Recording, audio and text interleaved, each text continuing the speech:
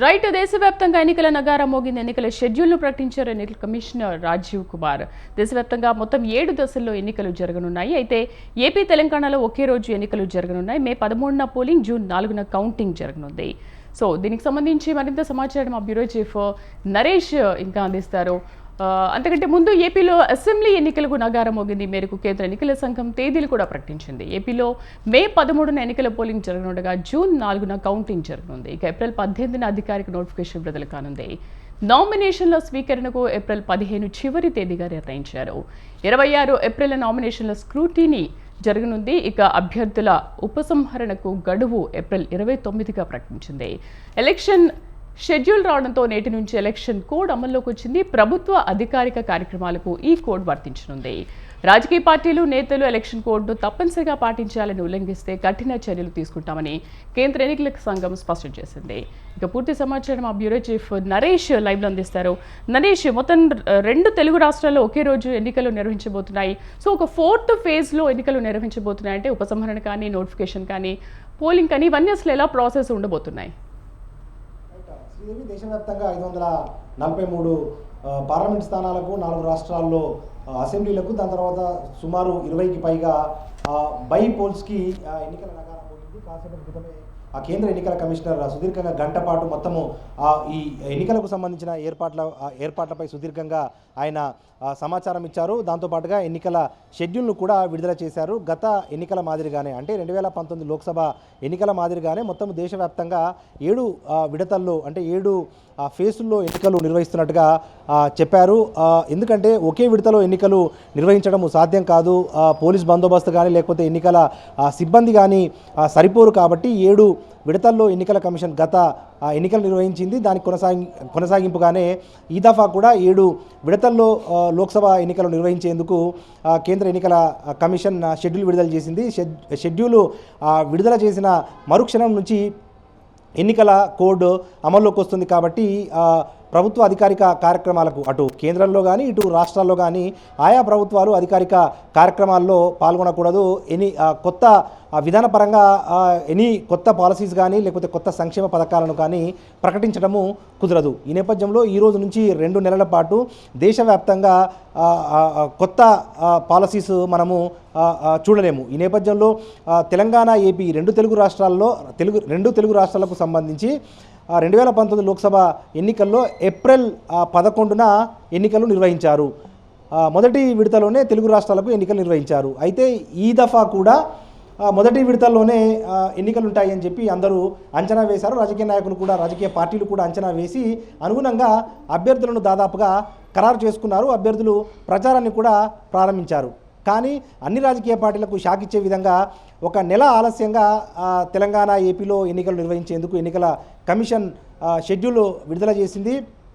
2019 ఎన్నికలు అంటే గత ఎన్నికల్లో మొదటి విడతలోనే ఏపీ, తెలంగాణ ఎన్నికలు జరిగాయి. కానీ ఈ దఫా మాత్రం 4వ విడతలో ఎన్నికలు నిర్వహిస్తూ ఉన్నారు. అంటే గతంలో ఏప్రిల్ 11న ఎన్నికలు జరిగితే ఈసారి మే 13 అంటే రమారమి 32 రోజులు ఆలస్యంగా తెలుగు రాష్ట్రాల్లో ఎన్నికలు జరుగుతున్న పరిస్థితి అయితే కనిపిస్తూ ఉంది. అయితే రాజకీయ పరంగా పెద్ద ఎత్తున కూడా ఒక దుమారం రేగుతూ ఉంది. ఎందుకు అంటే గతంలో మొదటి విడతలో తెలంగాణ, ఏపీ ఎన్నికలు నిర్వహించి ఈ దఫా ఎందుకు మరి 4వ విడతలో ఎన్నికల కమిషన్ నిర్వహిస్తోంది అన్న అంశానికి సంబంధించి విపక్షాలు ఆల్రెడీ పెదవి విరుస్తూ ఉన్నాయి. ఎందుకంటే తెలంగాణ, ఏపీలో బీజేపీ చాలా బలహీనంగా ఉంటుంది. బీజేపీ బలంగా ఉన్న రాష్ట్రాలు రాజస్థాన్ కానీ, ఛత్తీస్గఢ్ కానీ గతంలో జరిగిన అసెంబ్లీ ఎన్నికల్లో అక్కడ బీజేపీ గెలిచింది. ఉత్తరాఖండ్, ఇటువంటి నార్త్ ఈస్ట్ ఇటువంటి ప్రాంతాల్లో బీజేపీ పాలిత ప్రాంతాలు కాబట్టి అక్కడ కావాలనే మొదటి విడతలో ఎన్నికలు నిర్వహించుకుంటున్నారు. క్రమంగా అంటే బీజేపీ బలహీనంగా ఉన్న ప్రాంతాల్లో ఆలస్యంగా ఎన్నికలను నిర్వహించడం ద్వారా అధికార పార్టీ పైచేయి సాధించే అవకాశాలున్నాయన్న అనుమానాలను, ఆందోళనలను విపక్షాలు వ్యక్తం చేస్తున్నాయి. కానీ మనము ఈ విపక్షాల వాదన సరైంది అని మనం చెప్పలేము. ఎందుకంటే ఎన్నికల కమిషన్ అనేది ఒక స్వతంత్ర బాడీ. దీనికి అధికార పార్టీకి కానీ లేకపోతే కేంద్ర ప్రభుత్వానికి కానీ ఎటువంటి సంబంధం ఉండదు. కేవలం ఎన్నికల నిర్వహణకు సంబంధించి సిబ్బంది, దాని తర్వాత బడ్జెటు, దాని తర్వాత భద్రతా బలగాలు వీటిని అరేంజ్ చేయడానికి కేంద్ర ప్రభుత్వం పరిమితం అవుతుంది, కానీ ఆ తేదీలు ఖరారుకు కేంద్ర ప్రభుత్వానికి ఎటువంటి సంబంధము ఉండదు అన్న ఒక అభిప్రాయాన్ని కూడా బీజేపీ నేతలు వ్యక్తం చేస్తూ ఉన్నారు. కానీ గతంలో మొదటి ఫేజ్లో తెలంగాణ ఏపీ ఎన్నికలు జరిగాయి. మరి ఈసారి 32 రోజుల ఆలస్యంగా మే 13న ఎన్నికలు నిర్వహించడానికి ఏంటి కారణము అన్న అనుమానాలు మాత్రం బలపడుతూనే ఉన్నాయి. ఏది ఏమైనప్పటికీ 4వ విడత ఎన్నికలంటే మరొక నెల సమయము అదనంగా రాజకీయ పార్టీలకు అభ్యర్థులకు దొరుకుతుంది. ఇది ఒక రకంగా పార్టీలకు ఇది ఒక అడ్వాంటేజ్, అదే సమయంలో డిసడ్వాంటేజ్ కూడా మారే అవకాశాలు ఉంటాయి. డిసడ్వాంటేజ్ ఏంటంటే ఈ రోజు నుంచి అంటే ఇప్పుడు మార్చి 16 అంటే మే 13 ఎన్నికలు ఇంచుమించు రమారామికి 2 నెలల సమయం ఉంది. ఈ 2 నెలల సమయంలో ప్రచారం కోసం పెద్ద ఎత్తున నిధులు ఖర్చు చేయాల్సి ఉంటుంది రాజకీయ పార్టీలు కానీ, దాని తర్వాత అభ్యర్థులు కానీ. అదే వీలైనంత తొందరగా ఎన్నికలు అయిపోతే ఖర్చు తగ్గుతుంది. కానీ ఆ ఎన్నికలు ఆలస్యం కావడం వల్ల అంతిమంగా పార్టీలు అభ్యర్థులు అధిక నిధులను వెచ్చించాల్సి ఉంటుంది.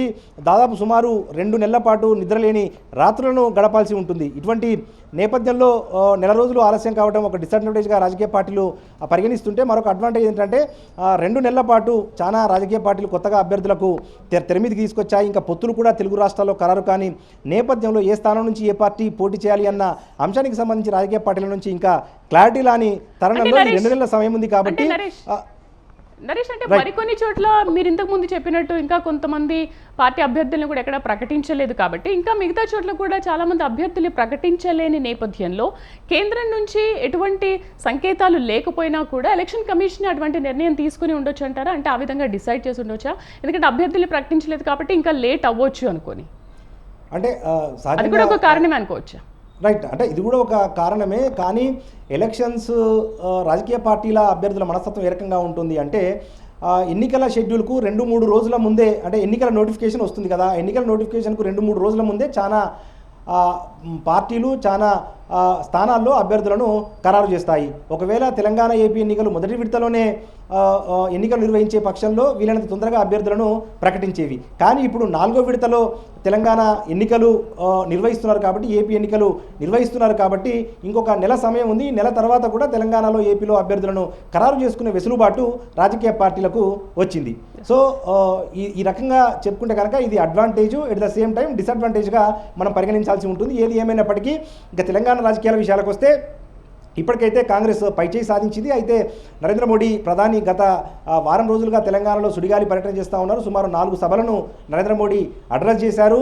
ఇక అదే సమయంలో బీఆర్ఎస్ బీఎస్పీల మధ్య పొత్తు కుదురుతోంది. అయితే అనూహ్యంగా బీఎస్పీ రాష్ట్ర అధ్యక్షుడిగా ఉన్న RS Praveen Kumar retired IPS BRS తీసుకున్న ఐపీఎస్ ఆర్ఎస్ ప్రవీణ్ కుమార్ కాసేపటి క్రితమే బీఎస్పీకి రాజీనామా చేసి గులాబీ కండువా కప్పుకుంటున్నారు, బీఆర్ఎస్ పార్టీలో చేరారు. ఆయన నాగర్ కర్నూలు నుంచి ఎంపీగా పోటీ చేస్తున్నారు. ఇక ఏపీలో సీట్లు అయితే ఖరారయ్యాయి. అంటే టీడీపీ జనసేన బీజేపీ మధ్య సీట్లు ఖరారయ్యాయి, కానీ ఇప్పటికి కూడా పంచాయతీ తెగట్లేదు. ఏ స్థానంలో ఏ పార్టీ ఏ అభ్యర్థి పోటీ చేయాలన్న అంశానికి సంబంధించి ఆయా పార్టీలకు కూడా క్లారిటీ రాని నేపథ్యంలో మరొక కొంతకాలము ఆయా పార్టీలకు వెసులుబాటు వచ్చినట్టుగా మనం భావించాల్సి ఉంటుంది. శ్రీదేవి. నరేష్, తెలంగాణలో ఈ ఎలక్షన్స్ అనేవి కొంచెం కాంగ్రెస్ సర్కార్కు చాలా కీలకమైన ఒక అగ్ని పరీక్ష అనుకోవచ్చు. బట్ రేవంత్ రెడ్డి ముందున్న అంతిమ లక్ష్యం ఏంటి? అంటే ఖచ్చితంగా రేవంత్ రెడ్డి తన స్థానాన్ని సుస్థిరం చేసుకోవాలంటే వీలైనన్ని ఎక్కువ సంఖ్యలో ఎంపీ స్థానాలను గెలుచుకోవాల్సి ఉంటుంది. 2014 లోక్సభ ఎన్నికల్లో కాంగ్రెస్ కేవలం 2 స్థానాలకు గెలుచుకుంది. 2019 లోక్సభ ఎన్నికల్లో కాంగ్రెస్ 3 స్థానాలకే పరిమితమైంది.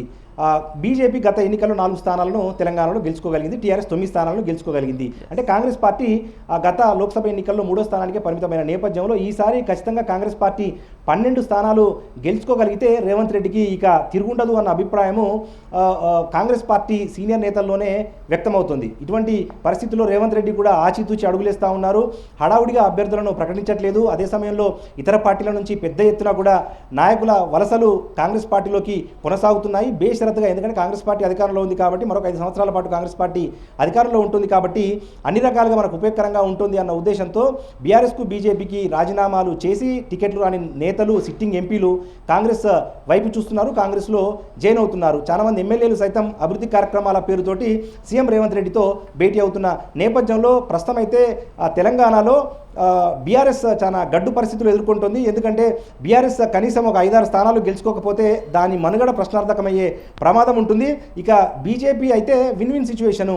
గతంలో మాదిరిగా 4 స్థానాలు బీజేపీ గెలుచుకున్నా ఎటువంటి నష్టం లేదు. ఒకవేళ బీజేపీ కనుక గతంలో గెలిచిన 4 స్థానాలకు అదనంగా 1-2 స్థానాలను అదనంగా బీజేపీ గెలుచుకోగలిగితే కనుక బీజేపీ వేవ్ రాష్ట్రంలో పెరుగుతోంది అన్న ఒక అభిప్రాయము ప్రజల్లో సహజంగా వ్యక్తమవుతుంది. కానీ కాంగ్రెస్ కనీసం 12 స్థానాలు గెలుచుకుంటే తప్ప రేవంత్ రెడ్డి స్థానము బలపడే అవకాశాలు లేవంటున్నారు రాజకీయ విశ్లేషకులు. బట్ ఇప్పుడైతే కాంగ్రెస్ అండ్ బీఆర్ఎస్ బీజేపీ నిజంగానే చాలా టఫ్ ఫైట్ ఉందని అనుకోవచ్చు, మిగతా అన్ని చోట్ల కూడా పోటీ చేసే వాళ్ళ మధ్యన. సో ఇప్పుడున్న కాంగ్రెస్కి టఫ్ ఫైట్ ఎక్కడెక్కడ ఉంది అనుకోవచ్చు? అంటే ప్రధానంగా గత అసెంబ్లీ ఎన్నికల ఫలితాలను మనం ఒకసారి పరిశీలించినట్లయితే గ్రామీణ తెలంగాణలో కాంగ్రెస్ పార్టీ భారీ మెజారిటీతో ఎమ్మెల్యేలను గెలుచుకోగలిగింది. కానీ 4 పార్లమెంట్ స్థానాల పరిధిలో అంటే హైదరాబాద్, సికింద్రాబాద్, మల్కాజ్గిరి, చేవెళ్ళ అనుకున్న ఫలితాలను కాంగ్రెస్ పార్టీ సాధించలేకపోయింది. మరీ ముఖ్యంగా మల్కాజ్గిరిలో 7 అసెంబ్లీ స్థానాలు ఉంటే మల్కాజ్గిరి పార్లమెంట్ పరిధిలో ఒక్క స్థానాన్ని కూడా కాంగ్రెస్ పార్టీ గెలుచుకోలేకపోయింది. హైదరాబాద్ పరిధిలో ఒక్క స్థానాన్ని కూడా గెలుచుకోలేకపోయింది. సికింద్రాబాద్ పరిధిలో కూడా ఒక్క స్థానాన్ని గెలుచుకోలేకపోయింది. ఆ చేవెళ్ళ పరిధిలో కేవలం 3 స్థానాలకే కాంగ్రెస్ పరిమితమైన నేపథ్యంలో ఈ 4 స్థానాల్లో కాంగ్రెస్ పార్టీ బలమైన అభ్యర్థులను బరిలోకి దింపడం ద్వారా ఈ 4 స్థానాల్లో కనీసం 2 స్థానాలను కాంగ్రెస్ పార్టీ గెలుచుకోగలిగితేనే కాంగ్రెస్ 12 స్థానాలను గెలుచుకోగలుగుతుంది. అదర్వైజ్ నల్గొండలో ఉన్న 2 స్థానాలు, మహబూబ్నగర్లో ఉన్న 2 స్థానాలు, మెదక్లో జైరాబాదు, దాని తర్వాత వరంగల్ జిల్లాలో ఉన్న మహబాదు, వరంగల్, ఖమ్మం జిల్లాలో ఉన్న ఖమ్మం పార్లమెంటు, ఈ 7-8 స్థానాల్లో మాత్రం గన్షాట్గా కాంగ్రెస్ గెలిచే అవకాశాలు ఎక్కువగా ఉన్నట్లుగా మనం భావించాల్సి ఉంటుంది. సో హైదరాబాద్లో గెలుచుకోలేకపోయిన నేపథ్యంలో ఇప్పుడు కాంగ్రెస్ నగారా మోగిన తర్వాత దీనిపైన ఎటువంటి కసరత్తు చేయనుందంటారు? అంటే దీన్ని ఇంకా చాలా సీరియస్గా తీసుకోవచ్చా? అంటే నిజంగా కాంగ్రెస్ గత అసెంబ్లీ ఎన్నికల్లో 1-2 స్థానాలకు మించి పెద్దగా పోటీ ఇవ్వలేదు, డిపాజిట్లు కూడా దక్కించుకోలేదు. కానీ ఈసారి అనూహ్యంగా వ్యూహాత్మకంగా కాంగ్రెస్ ఎంబీటీ అనేది పాతబస్తీకి పరిమితమైన మజ్లిస్ బచావో తహరీక్ అనే ఒక పార్టీ ఉంది. ఎంఐఎంను ధీటుగా పాతబస్తీలో ఎదుర్కొంటుంది కాబట్టి ఆ పార్టీ అభ్యర్థిని కాంగ్రెస్ తరఫున బరిలోకి నిలపడం ద్వారా గట్టి పోటీ ఇవ్వగలుగుతాము అన్న అభిప్రాయంతో కాంగ్రెస్ ఉంది. ఎందుకంటే మొన్న జరిగిన అసెంబ్లీ ఎన్నికల్లో యాకత్పుర నుంచి ఎంబీటీ అభ్యర్థి కేవలం 800 ఓట్లతోనే ఎంఐఎం మీద ఓటమి పాలయ్యారు. ఇటువంటి నేపథ్యంలో ఆ ఎంబీటీ అభ్యర్థిని కాంగ్రెస్ నుంచి ఎంపీగా నిలబెట్టడం ద్వారా మైనారిటీ ఓట్లను రాబట్టుకోవచ్చు అన్న ఒక అంచనా అయితే కాంగ్రెస్ పార్టీ వేస్తుంది. మరి ఇంకా ఫ్యూచర్లో ఏం చేస్తుంది అనేది మనం ఇప్పుడే చెప్పలేము శ్రీదేవి. సో నరేష్, ఒకసారి బీజేపీ ప్రస్థానం చూసుకుందాము. బీజేపీ కూడా అటు మాధవీలతని కానీ ఇటు రాములు కానీ వీళ్ళందరినీ కూడా కొంచెం స్ట్రాంగ్ పర్సన్స్ని అక్కడ నించోబెట్టింది కదా. సో మరి వీళ్ళిద్దరి మధ్యన ఎలా ఉండొచ్చు అంటారు ఒకవేళ కాంగ్రెస్ అండ్ బీజేపీ చూసుకుంటే? అంటే నిజంగా దేశవ్యాప్తంగా మోడీ చరిష్మా ఉన్నప్పటికీ తెలంగాణలో ఆ పార్టీ పరిస్థితి కొంత భిన్నంగా ఉంది. ఎందుకంటే మొన్న ప్రకటించిన అభ్యర్థుల జాబితాలో కూడా మెజారిటీ సభ్యులు ఎక్సెప్ట్ కిషన్ రెడ్డి, బండి సంజయ్ వీళ్ళు కాకుండా ప్రకటించిన మిగిలిన 7-8 మంది అభ్యర్థులు ఇతర పార్టీల నుంచి వచ్చిన వాళ్ళు. మహబాద్ స్థానంలో టికెట్ దక్కించుకున్న సీతారాం నాయక్ 2014 నుంచి 19 వరకు టీఆర్ఎస్ ఎంపీగా ఉన్నారు. 24 గంటల ముందే ఆయన బీజేపీలో చేరారు, టికెట్ తెచ్చుకున్నారు. నల్గొండలో కూడా అదే పరిస్థితి. 2023 అసెంబ్లీ ఎన్నికల వరకు బీఆర్ఎస్ ఎమ్మెల్యేగా హుజూర్నగర్ నుంచి సైదిరెడ్డి ప్రాతినిధ్యం వహించారు. ఆయన ఎన్నికల ఓటమి పాలైన తర్వాత 24 గంటల ముందు బీజేపీలో చేరారు, టికెట్ తెచ్చుకున్నారు. ఇదంతా కొంత సామాన్య బీజేపీ కార్యకర్తలకే ఇది రుచించట్లేదు. మరీ ముఖ్యంగా మల్కాజ్గిరి టికెట్ విషయానికి వస్తే అక్కడ పార్టీ జాతీయ ప్రధాన కార్యదర్శి సీనియర్ నేత మురళీధర్ రావు ఆశలు పెట్టుకున్నారు. కానీ ఆయన ఆశలకు గండి కొడుతూ ఈటల రాజేందర్కు అక్కడ టికెట్ ఇచ్చారు. మహబూబ్నగర్లో డీకేఆర్లకు టికెట్ ఇచ్చారు. దీంతో పార్టీ సీనియర్ నేత జాతీయ కార్యవర్గ సభ్యులు జితేందర్ రెడ్డి బీజేపీకి రాజీనామా చేసి కాంగ్రెస్లో చేరారు. అంటే బీజేపీ ఎంతైతే బలం పుంజుకుంటుందో అదే స్థాయిలో నేతలు ఇతర పార్టీలోకి వలసపోతున్న పరిస్థితిలో మరి బీజేపీ బలం ఏ రకంగా ఉంటుందో అన్నది మాత్రం కొంత తేలాల్సిన అవసరం ఉంటుంది, క్లారిటీ రావాల్సిన అవసరం ఉంటుంది. నరేష్, అక్కడ ఉన్న పర్సన్స్ ని బట్టి చూస్తుంటే బీజేపీ జెండా ఎగరవేయడం ఖాయమని ఏమైనా అనుకోవచ్చా? అంటే 2-3 స్థానాల్లో బలమైన అభ్యర్థులను అయితే బీజేపీ రంగంలోకి దించింది. కరీంనగర్లో బండి సంజయ్, నిజామాబాద్లో ధర్మపురి అరవింద్, సికింద్రాబాద్లో కిషన్ రెడ్డి కొంత బలమైన పోటీ ఇచ్చే అవకాశాలు ఉన్నాయి. కానీ ఇంకా ఈ ముగ్గురు అభ్యర్థులు ఇప్పటికే పాదయాత్రల ద్వారా, రోడ్ షోల ద్వారా ప్రచారం చేస్తూ ఉన్నారు. ఇంకా కాంగ్రెస్ పార్టీ బీఆర్ఎస్ అభ్యర్థులను ఖరారు చేయలేదు, ఇంకా ఎన్నికల గోదాలోకి రంగంలోకి దిగలేదు. కాబట్టి ఇప్పుడే ఆ పోటీ ఎలా ఉంటుంది అని మాత్రం మనం చెప్పే పరిస్థితి లేదు శ్రీదేవి. సో నరేష్, ఏప్రిల్ 18న నోటిఫికేషన్ విడుదల చేయనున్నారని చెప్తున్నారు. మే 13న ఏపీ అండ్ తెలంగాణలో కూడా ఎలక్షన్ జరుగుతుంది, ఎన్నికల పోలింగ్ నిర్వహించనున్నారు. సో ఉపసంహరణ కానీ నామినేషన్లు కానీ ఇవన్నీ ఎలా ఉండొచ్చు అంటారు?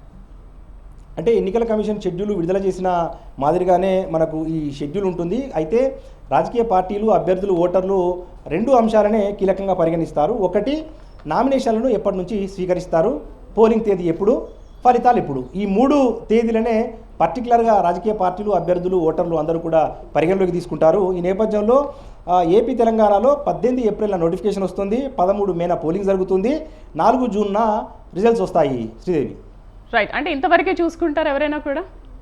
అంటే ఖచ్చితంగా, ఎందుకంటే ఇప్పుడు నామినేషన్ల దాఖలు, నామినేషన్ల విత్డ్రా, స్క్రూటినీ ఇవన్నీ రాజకీయ పార్టీలకు సంబంధించిన అంశము, ఓటర్లకు సంబంధించిన అంశం కాదు. కాబట్టి పెద్దగా ఓటర్లు ఈ తేదీలను పట్టించుకునే అవకాశాలు లేనట్లుగా మనం భావించాల్సి ఉంటుంది. Right Naresh, thank you.